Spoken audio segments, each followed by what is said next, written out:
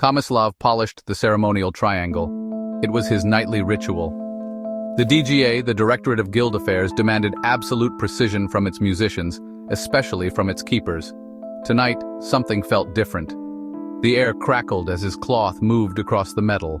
A low hum resonated from the triangle. It vibrated in his hands. This was no ordinary instrument.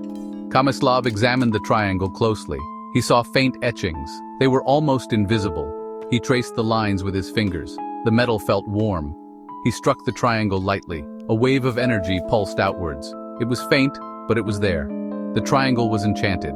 He had to know more. The DGA kept a secret archive.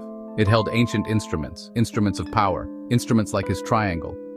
He thought of the spellsong tablature. Legends spoke of its power, the ability to control minds, to rewrite reality itself. With this triangle, he could get to it. Komislav looked at the other musicians. They practiced diligently, unaware of the magic around them. He had to protect them, protect the tablature, from the DGA, from those who would abuse its power. His mind was made up. He had to act. The triangle hummed with power. He struck it once, then again and again. The sound resonated, growing louder, deeper. The other musicians stopped playing, looking at him in confusion.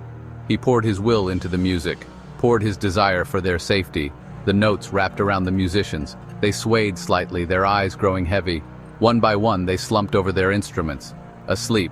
He had to be quick. Every second counted. The DGA would notice their silence soon. He grabbed his coat and his triangle. The tablature awaited. He navigated the labyrinthine corridors of the DGA headquarters. He knew every turn, every shortcut. Years of service were useful for something, he thought bitterly. The air thrummed with unseen energy. The closer he got to the archive, the stronger it became. Guilt gnawed at him. These were his friends, his colleagues. But he had no choice. He had to protect them, protect the tablature from the DGA's corruption. He reached the heavy steel doors of the archive. His heart pounded. Time was running out. The archive doors loomed before him. They were etched with sigils of warding. He pulled out his triangle. It pulsed with an answering light. He struck it. Once, twice. The sigils flared and died. The doors swung open with a groan. The archive was cold and silent. Rows upon rows of instruments gleamed under dim lights. Lutes that could control the weather. Flutes that could heal the sick. And drums that could shatter mountains. He moved quickly, his footsteps echoing in the vast chamber. His eyes scanned the room, searching for the tablature. It was said to be kept in a vault of obsidian, guarded by enchantments beyond measure. He found it at the back of the chamber. The obsidian vault pulsed with a malevolent energy. 2 guards stood watch. They wore the crimson and gold of the DGA's elite guard. They were armed, but they wouldn't be expecting music. He raised his triangle. This was going to be tricky. He needed something powerful, something to distract the guards. His eyes fell on a weapon rack. It held an assortment of enchanted instruments. His gaze settled on a guitar. It was sleek, black, and menacing. Its strings hummed with contained energy. He recognized it instantly. Shiloh, the guitar battle rifle, a legendary instrument, forged in the heart of a dying star. Its music could shred steel and silence souls.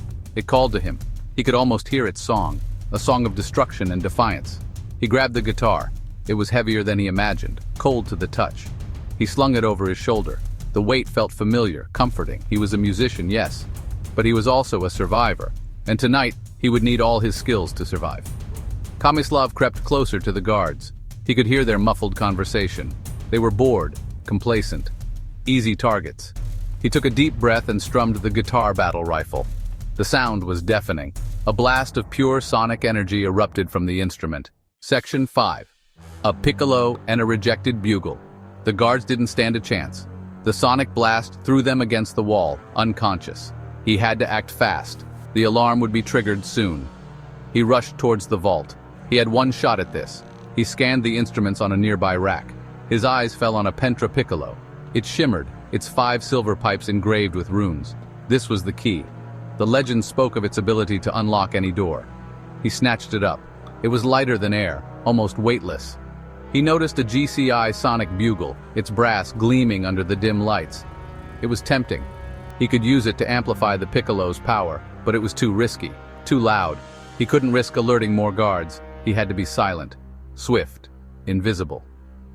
He moved towards the vault, the pentra piccolo in hand.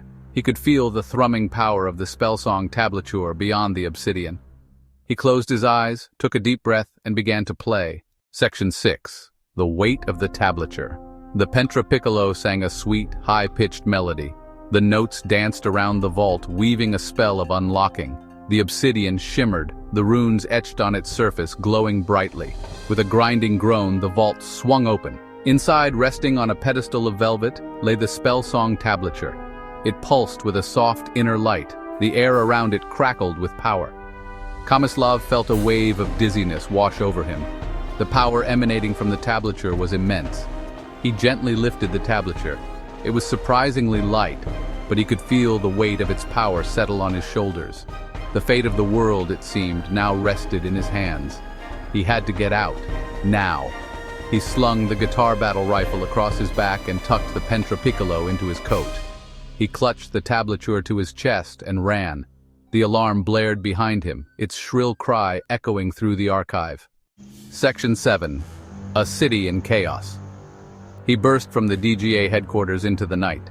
The city was alive with light and sound. Gypsy rock pulsed from hidden taverns.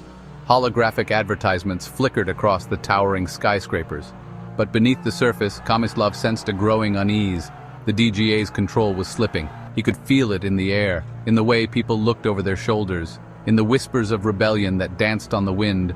The city was a powder keg, and he had just lit the fuse. He had to disappear, lose himself in the labyrinthine streets of the city's underbelly. The DGA would stop at nothing to get the tablature back. He was public enemy number one, and the hunt had just begun. He pulled his hood low over his face and melted into the crowd. Each step he took was filled with purpose. He had to reach the rendezvous point. His contact would be waiting. He had to trust someone. The fate of the tablature and possibly the world depended on it. Section 8. The GCI's looming shadow. He knew the GCI would be involved. The Global Control Initiative. They were the puppet masters behind the DGA, pulling the strings from the shadows. They craved the tablature's power, craved control. He couldn't let them have it. Kamislav ducked down a narrow alleyway, the stench of garbage and despair assaulting his nostrils. He could hear the whine of GCI hovercrafts in the distance. Their searchlights scoured the city, casting an eerie glow on the grimy buildings. They were getting closer. He pressed himself against the wall, his heart pounding in his chest. He closed his eyes, focusing on the rhythm of his breathing. He had to stay calm. Panic would lead to mistakes, and mistakes would be fatal. He had to trust his instincts, trust the path he had chosen. He peeked around the corner. The coast was clear, for now. He continued his journey, his every sense on high alert.